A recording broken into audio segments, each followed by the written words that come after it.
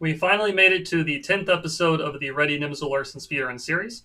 We are continuing past this, of course, but it is pretty nice to be on the 10th episode in double digits here. In this particular episode, we are playing against players in the rating range of 1500 up to 1600 on chess.com and the Rapid Chess Rating Pool. And the three games that we're going to see in this particular episode are a bit of an interesting mixture of games.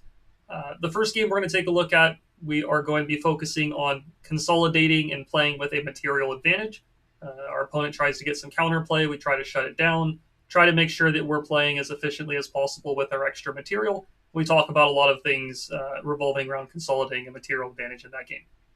In the second game, we're going to be focusing on playing with a space advantage in the center of the board. It's going to be a very large one. We're able to get pawns in the center of the board very quickly, and eventually our pawns are able to overrun our opponent and cause a lot of trouble. The third game, I think, is one of the most insightful in this episode, and probably of the speedrun series so far, quite honestly. The third game, we are going to be focusing on how to play against a very common pawn structure in chess, and that is the isolated queen pawn structure. So we're going to be able to give our opponent this isolated queen pawn in this third game, and talk about how to play around it, how to play against it, focusing on different ideas that you'll want to tune in for that game to learn from. And so, I think the mixture of the games here are very interesting. Let's go ahead and get right into them, and we'll start with the first game here. All right, we've got our first game here, starting off with the move knight f3, playing against Esteban 378HM, rated 1494 from Peru. So after knight f3, they go d5, we go for b3. We are putting our bishop on the b2 square to prevent our opponent from putting a pawn in the center of the board. And as we've seen in some other games, when the opponent develops their knight early in the game to the c6 square, especially after we've already committed to the move pawn to b3, now what we're going to do is we're going to play the move pawn to e3, look to pin the knight with bishop to b5, and we're really trying to fight for control over the two dark squares on e5 and d4 in the center of the board here. So e3 is what I would go for here as a recommendation. Trying to go for the pin. If black stops the pin with the move like a6, then we'll probably play the move c4 to strike at the center. If they don't stop the pin, then we're going to make the pin, and in some situations, we'll even be eliminating the knight that's controlling the middle of the board at the same time. So let's go ahead and make the pin. They make a pin on our knight. We make a pin on their knight. They now play the move pawn to e6. I'm going to now go for the move pawn to h3. Let's just kind of see what black wants to do with their bishop. Probably their best move is to eliminate our knight. If they do retreat the bishop, I think that this can run them into trouble very quickly, because what we can do from here is actually play the move pawn to g4. We break the pin that the bishop was making. Usually this is a little bit risky to go for, especially if you're already castled kingside, but here we're not castled kingside just yet, and so by breaking the pin, what we really gain from this situation is we're now able to put our knight in the center of the board, now that the knight's not pinned anymore, and we are piling up now pretty heavily on black's knight on c6 that's pinned in this case. Really, the only way to protect this knight a second time is to move the queen up to the d6 square. But there are some potential drawbacks to the queen coming to d6. If black does play a move like queen to d6, one day it could get attacked by a bishop going to the a3 square. We wouldn't be able to do that right away because then our knight would be hanging, but we could do something like maybe pawn to f4 or pawn to d4, and then try to kick away the queen that would be stuck protecting the knight. So black would have to be very, very careful about how they do things there. Instead, though, they decide to make the move bishop to d6, and as far as I can tell, this looks like it's just losing material. We can take the knight on c6 with the knight. They recapture. We take a second time, so we're already up one pawn. We're also going to win the exchange. We're going to capture the rook, and they're going to recapture. So let's go ahead and make that capture. And simply put, we're up a pawn, we're up the exchange. Black can no longer castle. Their king is on the f8 square. And this is a very good situation for us to be in. Now, the most important thing I would say in a situation like this is, number one, generally speaking, trading pieces is going to be a good idea. That doesn't mean every trade is always good, but most trades will be good. Let's put it that way. The second thing is, we're in a position where we've won material, but there are some drawbacks and deficits and downsides to our position here. We really only have one piece developed at this point, so it's very important that we try to catch up on development as quickly as possible, while also trying to keep the king safe and watch out for counterplay that the opponent might be trying in the meantime. So, first things first, there is a trade available here with bishop takes f6. I don't really think I want to trade off my bishop on b2, though. If I make this trade, then I have no pieces developed anymore. And the fact that we're doubling black's pawns, I don't think is really all that big of a deal. What I am leaning a bit more towards is doing something about black's idea of maybe pushing the d-pawn and attacking my rook in the corner. I don't really want to castle the king. The king is lacking some protection and coverage because we pushed the pawn to g4. So I think what I'm going to do here is I'm going to play the move pawn to d4. I'm shutting down this diagonal so that the opponent cannot push the pawn. And instead of taking the knight, I might play a move maybe one day like bishop to a3 to trade off the bishop that's on the d6 square. This might be a different way of trading pieces that looks reasonable. So the knight jumps forward to e4. In line with wanting to trade things, knight to c3 and knight to d2 look reasonable. What I do have to be careful about, though, is if I make one of these two moves, black can bring the bishop over and pin the knight. For example, they go to c3 and they pin the knight. I actually don't have a great way to protect it that is safe to go for. And if I go knight to d2 and they make the pin, I can play pawn to c3, but then I'm losing a pawn in that position, which feels a little bit unnecessary. So it's actually a little bit tricky here to develop. Bishop to a3 is entirely possible. That's maybe a move I'm leaning towards. But it feels very weird to move the bishop a second time when I haven't developed anything else. So I'm trying to somehow make the knight d2 move work or knight c3 move work. I don't want to play pawn to f3 because then black can give a check and then bring the knight into f2 and fork me, and that looks very bad. Castling is possible, I suppose.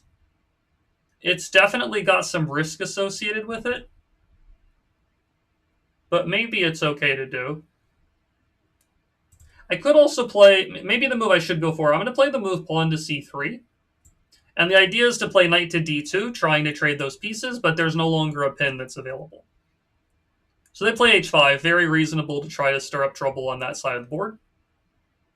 I don't think taking this is the biggest deal in the world. I can always take with the queen if absolutely necessary. But it does look a little awkward, I will say.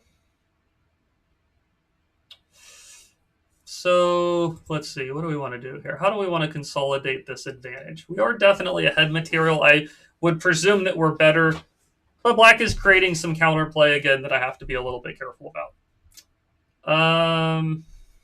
Let's see, how do we want to do this?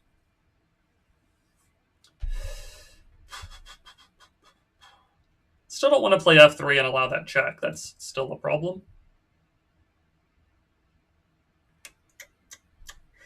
Knight to d2 is available. Pawn takes, queen takes, and then looks a little shaky in some ways, but maybe that is fine to play, especially if I can take the knight on e4 and make the trade. I think I might go for that. Bishop a3 is also still a possibility as well. Even a weird move like king to e2 is not the silliest idea, because then at least my rook would be protected if the pawns get traded. But king e2, I feel like if the queen ends up on a6 or b5, that check's very annoying to deal with. So I'm going to go for knight to d2. I think I'm going to prioritize this development as quickly as I can. And I really just want to trade pieces. If he takes on g4, I'll take back with the queen. I'm not super thrilled about this situation, but I think it is better than like not developing a new piece pretty much. So I don't want to take the bishop, or the knight, sorry, because after the bishop takes, the rook is hit, the pawn's hit, and too many things are hanging. So I think I'm going to take with the queen. And I can also try to castle queenside next move. And again, I still have some problems in my position, but the less pieces that remain on the board, the easier it's going to be to consolidate our material advantage. And I think as long as we survive this kind of short-term onslaught, you could say, then we're going to be okay. So they go bishop h5, attacking the queen. I'm going to retreat the queen to the g2 square. Keep up some pressure on this knight. Maybe play a move like pawn to f3 at the right time once again. And also, if I can castle queenside, that's still something I would really like to do. Now, I'm a little less keen on making this trade of pieces now, because once the pawn takes back, the queen is protecting it, and then the bishop could easily show up on the f3 square, and that could be very annoying for sure. So maybe now I do play pawn to f3. If they check with the bishop, the king can move away, and I think that I think that black is running into some piece trades that are probably occurring. Yeah, I think we're going to go for this. Feels somewhat shaky, but really, again, as long as I can castle or trade a few pieces, I think that this is what I'm really focusing on. So he does take the knight. If I take with the queen, I lose this pawn, so I need to take with the king here. But this is really not that bad. The king is relatively safe on this square. I can maybe even move over to c2 if I want to, like, really, get out of the center of the board. And I think we are consolidating here. What I would really like to do is still trade off this pair of bishops at some point. How do I want to do this? I think I'm going to go for king to c2 first. Really just to avoid any potential checks or lineups here. This bishop is kind of frozen on the h5 square. And I might want to do something like pawn to e4 without allowing a bishop check at some point. Pawn to c5 makes a lot of sense, trying to open up the position. But what I can also do is move the rook, tuck the king back in the corner, and I think that this is another way of doing things that's pretty solid. Bishop a3 might actually be the best move now that I'm looking at it, because it pins the pawn and almost guarantees a trade of pieces is going to occur. So I think that's what I'm actually going to go for. If they take the pawn or move it, we take the bishop. Otherwise, they have to guard the pawn, and then however they guard the pawn, we can look to capture the pawn and just make a big trade of pieces here.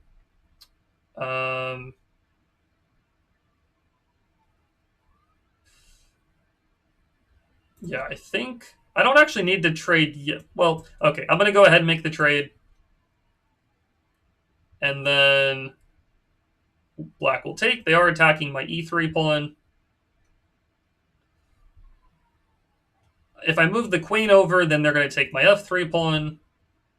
So I have to be a little bit careful about that kind of idea. I'm going to move the king to d2,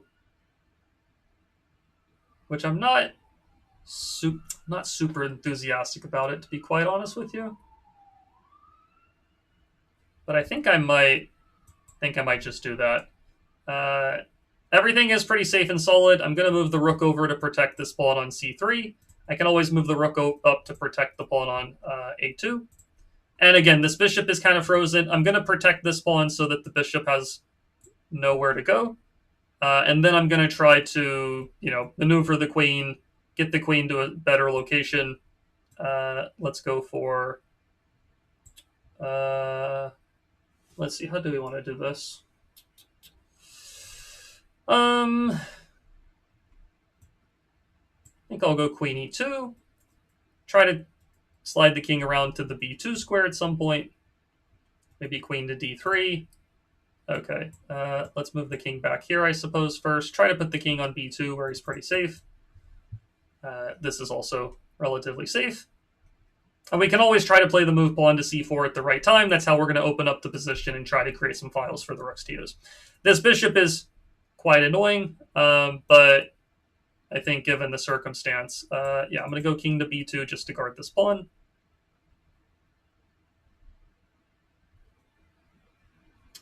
Maybe queen h2 to offer a trade of queens. Maybe get the queen in the center of the board also looks good. Yeah, we're going to offer a trade with queen h2.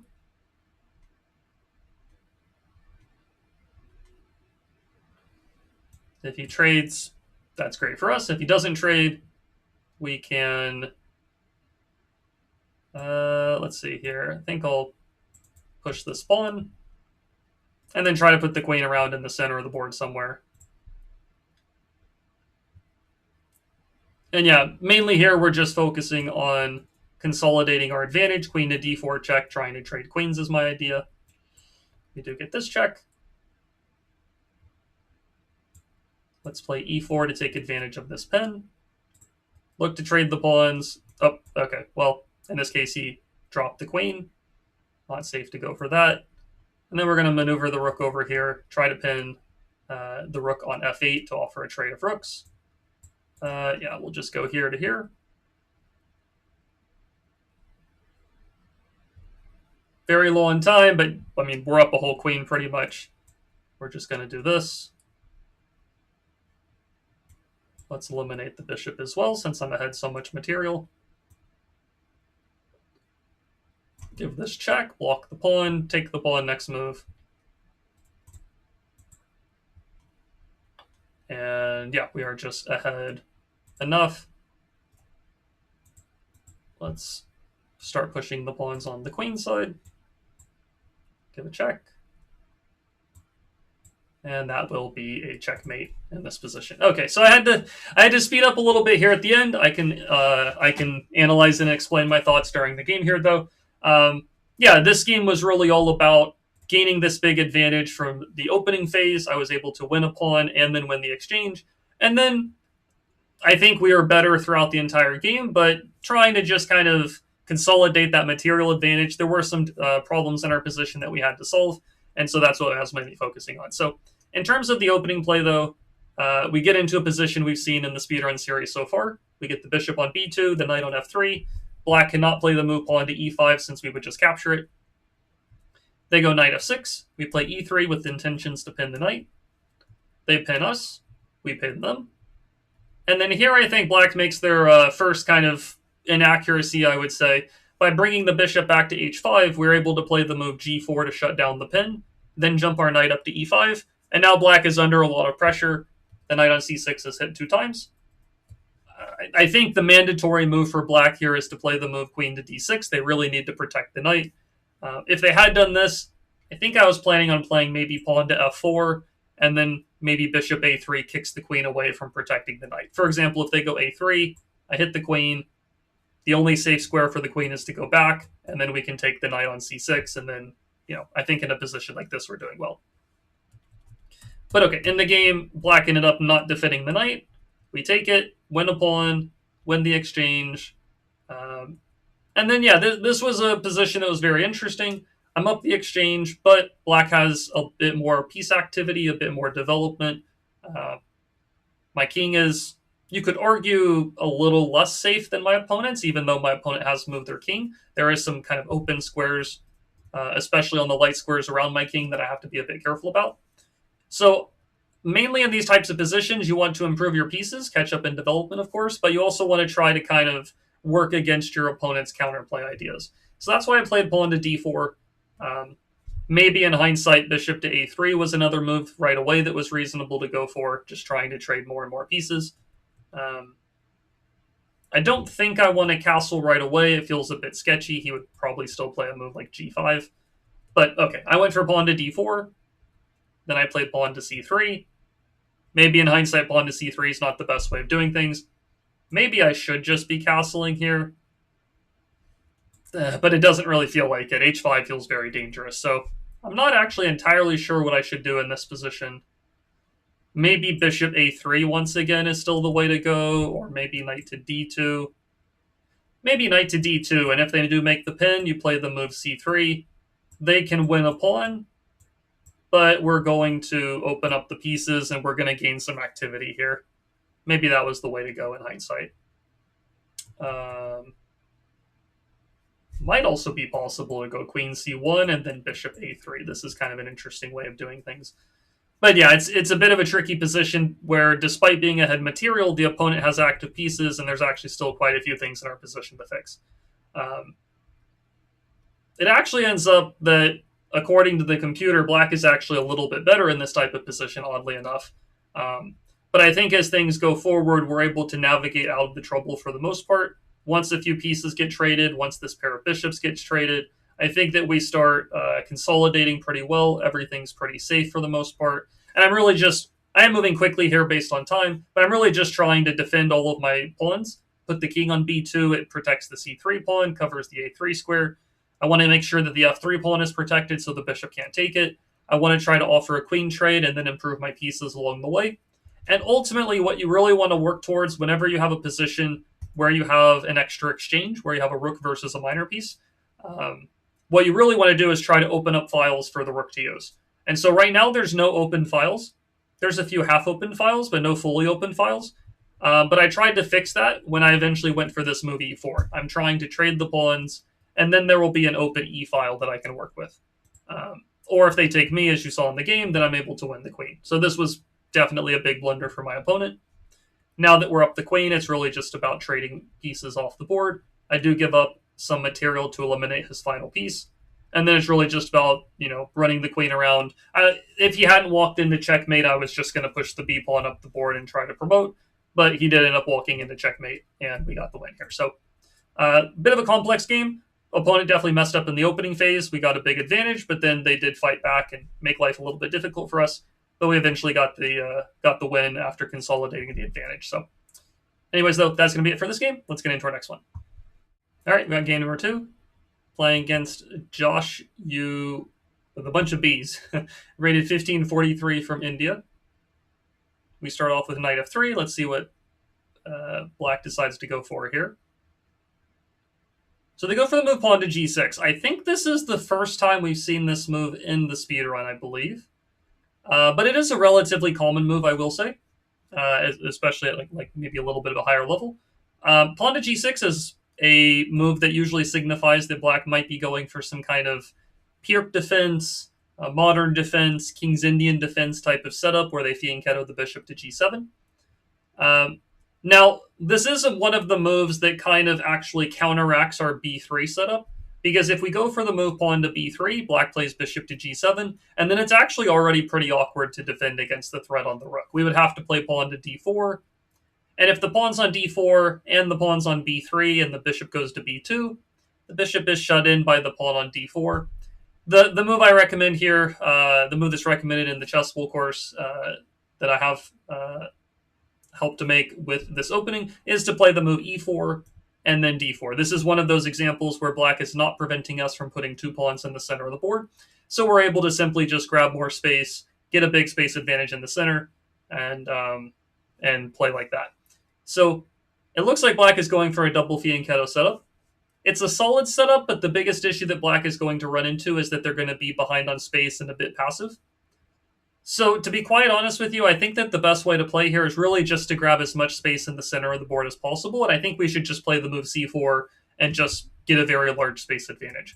So we go for c4. I think there's other moves that are also good here other than the move pawn to c4, but once again, if our opponent is letting us grab a gigantic space advantage without really any kind of repercussion, we should just take it for the most part.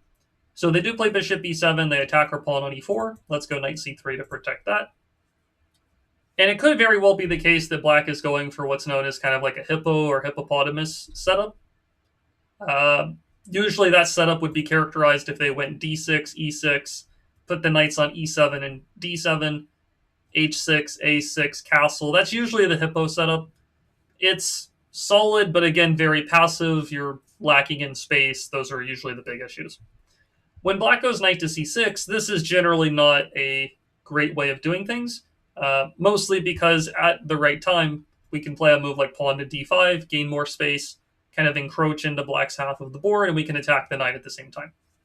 I don't know if we need to do this right away necessarily, but I also don't really think there's anything wrong with doing it right away, quite honestly. So that being said, I think I'm going to go for it. Let's just go ahead and attack the knight. I would assume that the knight's going to go into the center of the board. Now, because we have such a big space advantage, usually in these kind of situations, you don't really want to be in a rush to trade pieces. So rather than trading the pieces or allowing Black to take us, I'm actually going to make the move knight to d4. And aside from avoiding the trade, I also have a very big threat that Black may or may not recognize. My threat now is to play the move pawn to f4, and then this knight on e5 is going to be trapped. Even though it's in the center of the board, because Black has so little space in the position, the knight's going to get trapped here, or could get trapped here, and they would lose a piece, and mainly because of their space disadvantage. So Black plays the move c6. They are chipping away at the center, but as far as I can tell, this doesn't really do anything about the f4 move. I think here black is simply losing a piece. We have the pawn on c4 protected. I guess in hindsight, now that I'm looking at it, it is possible to play knight g4, because if I take the knight, he does get the knight on d4. So I did overestimate that. Maybe in hindsight, defending this knight first was a little bit better, but I think it's still pretty good to just grab the biggest space advantage possible. Even if black does play knight to g4, instead of taking the knight and trading off the knight on d4, maybe I'll just go bishop to e2 and just, grab more space and attack the knight at the same time. Here, though, if the knight's not moving, I think we're going to go ahead and just capture it. So we make that capture. Probably their best move is to take on e4, but then I think I can play bishop f4, develop castle, and again, we're just going to be up. We're just going to be ahead. We're ahead material is what it comes down to. I don't really want to let black take the pawn for free. That's why I'm trying to deal with find a way to defend it. I think bishop f4 works well enough. If they play queen to c7, we can always attack the queen with the knight. And otherwise, it's a little awkward to develop the king side because the knight can't go to the f6 square. And if the knight goes to the h6 square, we can maybe play queen to d2 to attack the knight. So here black plays e6. They are trying to open up a square for the knight to move to. The big problem with this, though, is that it severely weakens the d6 square. And now we can play our knight to the b5 square and then try to check on d6, which is a very, very, very big threat. That's very difficult for black to deal with. I'm saying the word very a bunch, but yeah, knight d6 is a tough one. Not only is it a check, which is very annoying, but it's also attacking the bishop with a fork at the same time. So the threat is to check, then take the bishop, and even if he moves the bishop or somehow avoids the check, we'll still hop the knight into d6. It's going to be a very annoying piece for them to deal with. Even a move like queen to d6 followed by knight to c7 check could be very problematic. But I think the simplest thing here is to just go ahead and give the check. So we'll give the check. The king moves away. He goes to e7. I think I'll just go ahead and take the pawn on e4. I don't see any reason not to just take there. This is protected by the knight on d6. And now bishop g5 check is also an idea. I didn't want to go bishop g5 check right away because pawn to f6 blocked the diagonal. Okay, they're playing pawn f6 anyways. I don't feel like them taking this pawn is all that great because then bishop g5 check is sufficiently annoying. So what I'm going to do is actually just prioritize developing. If I take, I do help his knight to develop, which I don't think there's anything wrong with doing that by any means. But I also don't really feel like it's all that necessary. So I'm going to I'm going to develop the bishop, try to castle the king, and once we castle and the rook is on f1, this is also going to help us to attack the king at the same time. So here we give the check. The knight will block. And we could castle, but I guess they'll play rook f8 to defend the knight. The other option is to trade everything on f6, then castle the king, and then once the king moves away, the knight can jump forward to the f7 square, and I think that black is just losing more material there. So I don't know if it matters which piece I take with. I'll just take with this one. Setting up a bunch of discovered checks towards the king. Make this check. It would have actually been interesting. I could have actually castled, and if he took the bishop, then rook f7 would be checkmate. But I think, once again, if I castle, he brings the rook over, and he defends. Here, though, I can castle with check this time.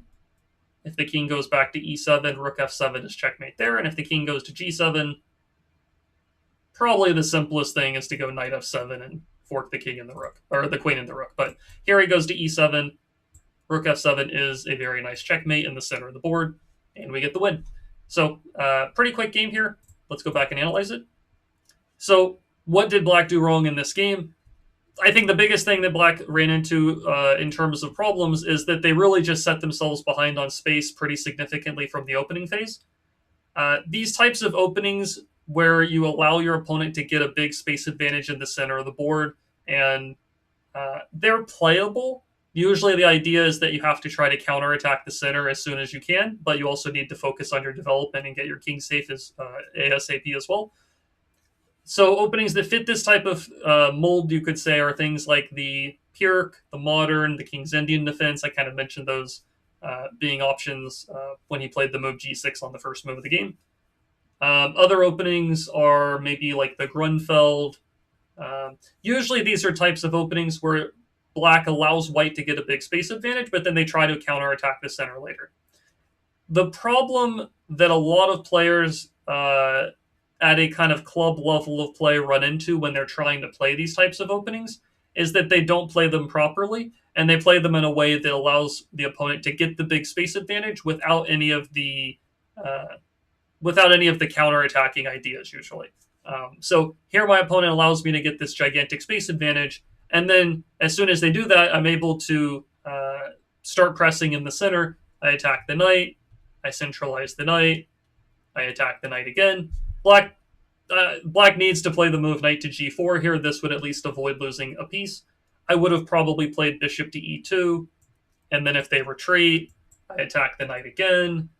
If they take the pawn, I take back. If they move the knight to the edge of the board, I don't even need to take with the bishop. I can attack the knight once again. And we can really see here that being behind on spaces, black in this example, is really just not only uncomfortable, but it's also just losing the material because the knight starts to run out of squares. So knight g4 would have probably been a little bit more of a tenacious move. In the game, they took the pawn on d5. I won the knight. And we're just up a piece for 2 pawns.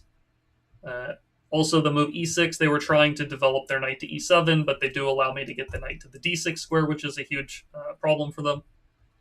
And then, we're just up a piece, and we're attacking, and we control the center better, and our king is a little bit safer, and it's just a big problem for black. I essentially let him take the pawn. I could have also taken here on f6. I don't think there's anything wrong with this at all. Trade more stuff. Develop castle. I think white's completely winning here too. But I decided to focus on developing, and then after this, we traded everything on f6, made the check, and ultimately black moved the king in the wrong direction, and we got the checkmate. If they had moved the king to g7 instead, I would have probably still played knight f7, not check, but knight f7, forking the queen and the rook, take the rook, and then we're just up. We're up a full rook in this position pretty much, which is obviously very good. So, the biggest problem black ran into in this example is they allowed us to get a very big space advantage in the opening phase. I think this is a reason as to why b6 and bishop b7 here is really not that good. If black is going to go for g6 and bishop g7, that's okay. But you need to play stuff like d6 and then knight f6 and castle, and you need to prioritize your development, especially your kingside development, so that you can castle quickly. Usually, if you're playing an opening system like this, it's first of all, it's known as a hyper-modern opening versus a classical opening. A classical opening is one where you try to control the center with pawns and try to fight for central control. With pawns ultimately. Whereas a hyper-modern opening is one again where you allow the opponent to gain a space advantage, but then you counterattack it later. But if you're going to allow the opponent to gain the space advantage, you also need to get something in return. You need to either get a lead in development, or you need to castle first, or different things like that. At least if you go d6 and then, castle, white is still ahead on development, but black is not as drastically behind on space as they otherwise might be, especially compared to the game, where I was able to just roll the pawns forward and kind of push them off the board. So, let this be a warning as to, be careful if you're playing position openings that allow your opponent to get a very large space advantage. They can be playable, but you really need to know what you're doing in them. And this opponent kind of, got themselves into a lot of trouble in the opening phase. So that's it for this game, though. Let's get into our third and final one. All right, we got our next game. Playing against Mar Dejes, rated 16-14 from the Philippines. So we go knight f3. Our opponent goes for e6. Now, e6 is not necessarily a move that prevents us from playing a move like pawn to e4 or pawn to d4. As we saw in one of the other previous games, our opponent played g6, and we were just continuing with e4 in those kind of positions. E6 is close enough, I would say, to a move like d5 or knight f6 that we don't actually recommend. I don't recommend going for e4 or d4 in this position. If you go e4 and black goes d5, then you're pretty much playing a French defense, which is not what I would recommend here. What I do recommend is still sticking with the b3 move. So black goes d5, we play bishop to b2. We've seen positions like that before. Here black plays a6, which is a little bit more of a move that's not really controlling the center. If black had started with the move a6, then I would play a move like e4. But I had no way of knowing that they were going to play a6 on the second move of the game. So we are going to stick with bishop e2, though. We've already played b3, so bishop b2 is usually the follow-up in that kind of situation. Our opponent goes for the move pawn to b5. I'm really heavily leaning towards just playing e4 and d4, but I do think once your bishop's on b2, there's a little bit less of a rush to put the pawns on e4 and d4, I will say, because when you do play d4, your bishop is going to be blocked in. And if you play e4, you're kind of just waiting and asking black to attack the pawn in the center. So here I am going to stick with a little bit more of a Reti Nimzo Larsen approach. I'm not going to put the pawns in the center of the board right away on this one compared to the other games we did. I'm going to go for g3 and bishop g2 and look to castle, and then we're going to kind of be a bit flexible with our pawn structure in the center of the board after that. So we castle. Probably black plays bishop e7. Okay, they play pawn to c5. Reasonable idea. And so black actually does have a little bit of a space advantage over us at this point. They've played a bit of a weird move order, but nonetheless, they have some control of the center. So what I'm going to go for in this position here, I'm going to go for an e3 followed by d4 approach is what I'm leaning towards.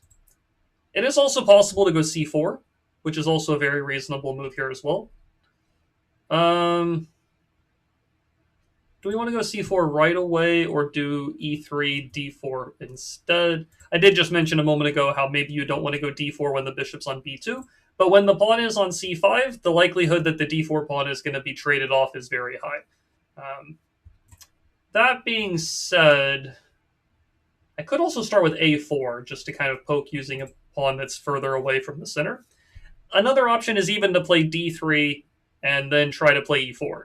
That's another possibility as well. I think I'm going to start with c4, though. Let's challenge the center at least somewhat. Very well may follow up with d4 afterwards. Or d3 then e4, or e3 then d4. We have a lot of flexibility with our pawns in the center of the board here. So black plays d5 themselves. I think against this, I'm leaning towards taking the central pawn.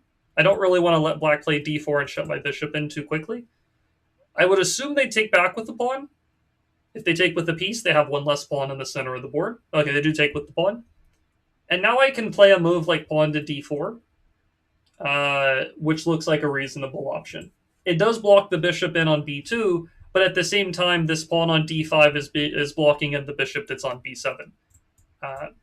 Also, if we can trade off the c5 and d4 pawns, then black will be the one that's left over with an isolated d5 pawn, and that's going to be a long-term disadvantage for them to have to worry about.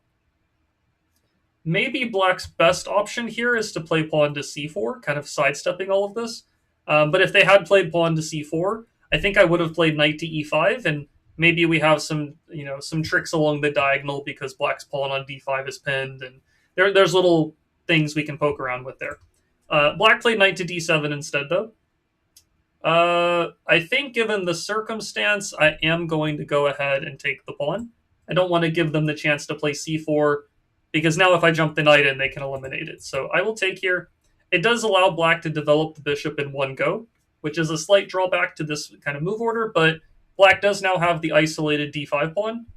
Our bishop on b2 is opened up on a very nice diagonal, and we can look to play around this type of pawn structure that's in the center of the board. Now, usually when you have an isolated d5 pawn, or in this case, when your opponent has an isolated d5 pawn, or just an isolated pawn in general, there's a couple of important things that you want to think about in these positions. Number one, this is a long-term weakness.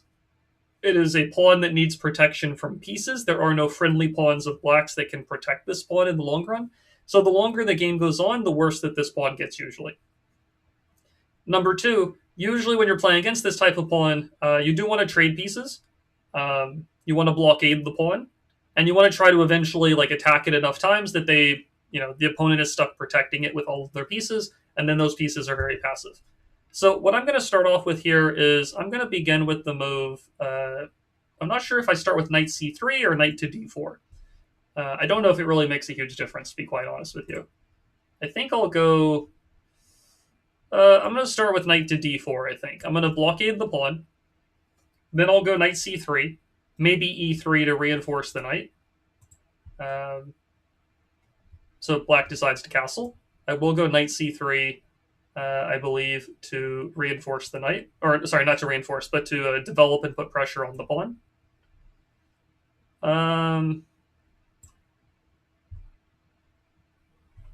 I guess black could play queen b6, but I think we'll cross that bridge when that happens. I could also throw in the move a4 at some point here. a4 and then kind of see what black decides to do with their b5 pawn. And it's also useful in some scenarios to put the knight on the f5 square.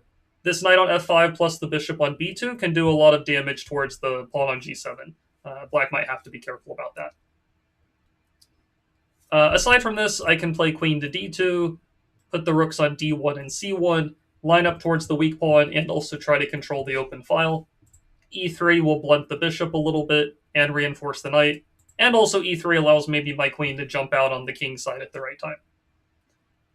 And again, any piece trade is usually going to be pretty good for us, so that's something to factor in. So black plays queen to c7. I think here I'm going to...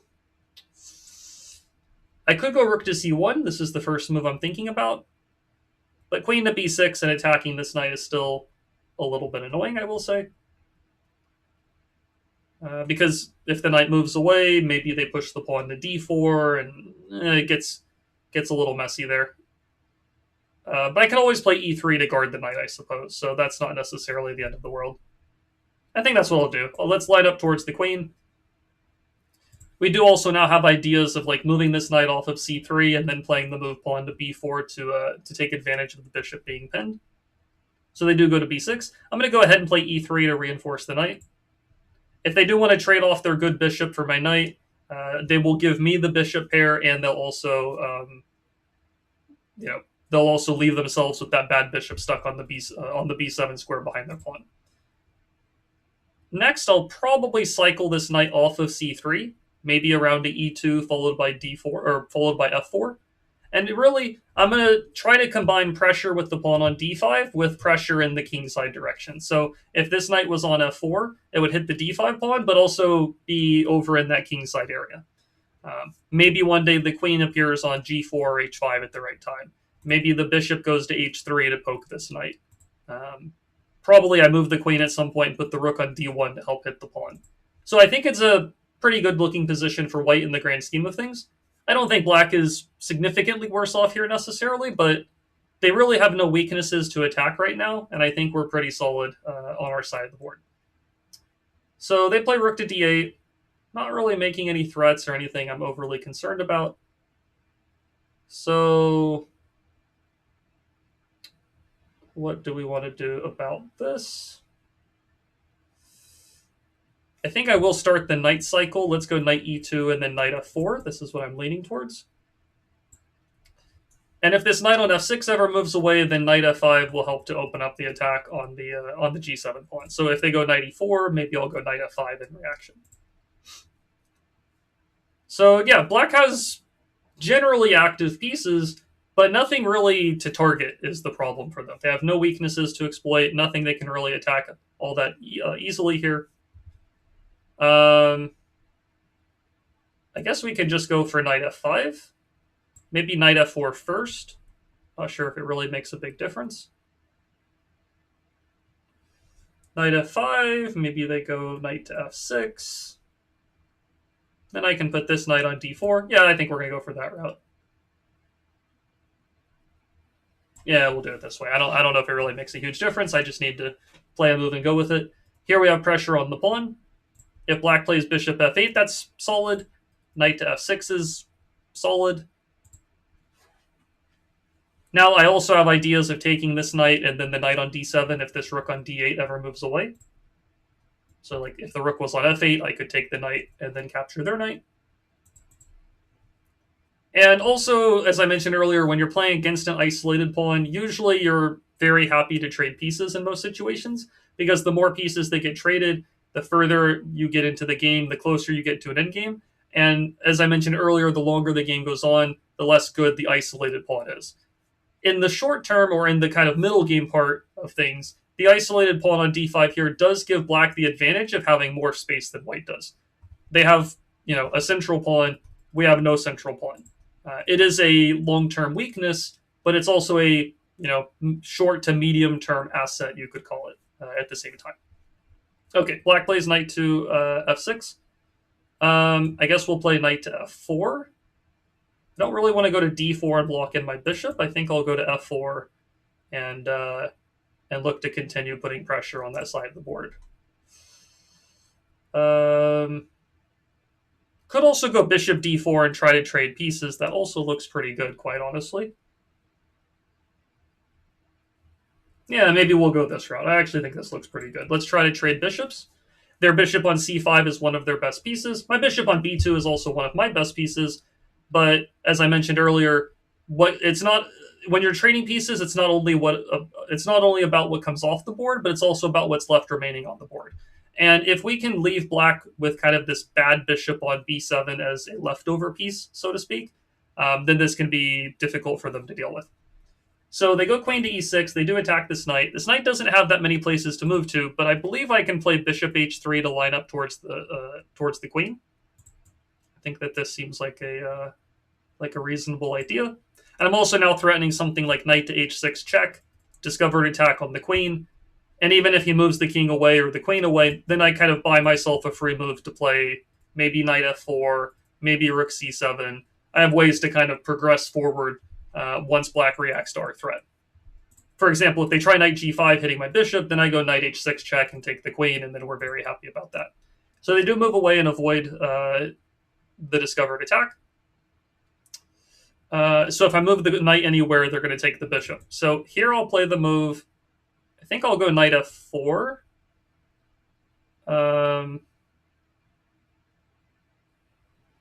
Yeah, I think I'll go knight f4 to attack the queen. This also protects the bishop.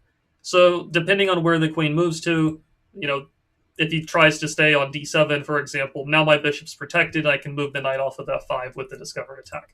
So probably the queen has to go back to e8. Looks like the only safe square to me, as far as I can tell. But then we can play rook to c7, and we can kind of just move into black's half of the board. So they do end up going to d7, but this is not safe because now my bishop is protected, and now I can move the knight off of f5 and make some very dangerous threats. Now, the question is where to move the knight. The simplest thing looks to be that we can capture the pawn on g7. If they take my bishop, that's covered once again. If they don't take my bishop, they have to move the queen. And now that the pawn on g7 is gone, the king on h8 is feeling very, very exposed and unsafe at this point. So now we can go knight h5. Could go f5 as well. Maybe we'll go back to f5, actually. Let's do that first. Knight f5 to hit the queen. And then this other knight can go over to h5 to attack the knight on f6 that's pinned. They go all the way to a3, but now I think I can go knight h6. Or, sorry, knight h5. I also have pawn to f3, but knight h5 looks good enough. I don't see how they protect this knight very well. The queen is very far away from protecting the king now. And if I can take this knight, I'm very, very close to delivering checkmate. Rook to d6 might be the best move. But then I can still, take the rook, they take back, and then maybe some kind of pawn to f3 at the right time or something like that. I can look to get rid of this knight that's protecting the knight on f6 pretty easily. They take the pawn. That doesn't really deal with my threat, so I can take on f6. If they trade knights, yeah, this is just checkmate. King has to move, and then queen to g7 is checkmate here. So yeah, I think this was a very instructive game about playing around the pawn structure and playing against our opponent's isolated queen pawn. Let's go back through it and analyze it here. So I decided to kind of not grab all the space in the center of the board in this particular game. We saw in one of the earlier games, I was just taking all the center space. I think in this particular move order that our opponent's going for, I'm a little less keen on just grabbing the space, quite honestly, because it becomes a little bit awkward to defend the center of the board. Usually you would like to play knight c3 to guard the pawn, but here they can kick my knight away from protecting it. If I go pawn to d3, then the bishop on f1 is a little bit unhappy. If I play pawn to e5, then the bishop has a good diagonal. Maybe this is possible to play, but I just decided to stick with kind of a bit more of a solid setup, a little bit less ambitious, but we can still get into a favorable pawn structure if we navigate things correctly, which is how the game went. I went for c4, they went d5, and here we trade the pawns and then punch through with d4. And again, as we saw in the game, if these two pawns disappear, black is left over with the isolated d5 pawn, and that's a long-term weakness that we can play against as the game progresses. Maybe in hindsight, black's best move is to play pawn to c4, but I think as I said during the game, I was going to play knight to e5, and now I already have tactics like, let's say, bishop e7, take this pawn, I think I can take on c4, and I take advantage of the fact that the pawn on d5 is pinned. If he takes my knight, I get the bishop, and this is very bad for black. I'm also just up a pawn. So maybe c4 is not the best move, but okay, he played knight to d7, we traded, we blockaded the pawn, and as I said during the game, when you're playing against an isolated queen pawn, or really any kind of isolated, or really any kind of weak pawn, period, whether it's isolated, doubled, backward, even a pass pawn, these are, with any kind of weak pawn structure, you want to blockade and then attack. That's kind of the general MO. It's important to blockade the pawn in the first place, because if you don't blockade the pawn, then it might be able to move forward. So if I start attacking the pawn on d5, but it's able to move forward to d4, once I have everything attacking the d5 square and then it goes to d4, then I have to kind of remaneuver everything to go hit the d4 square, and that just takes an unnecessary amount of time. So you want to blockade the pawn so it's stuck on the d5 square, and then when you attack it, it doesn't have anywhere to run away to. So that's why I play knight d4 in this position.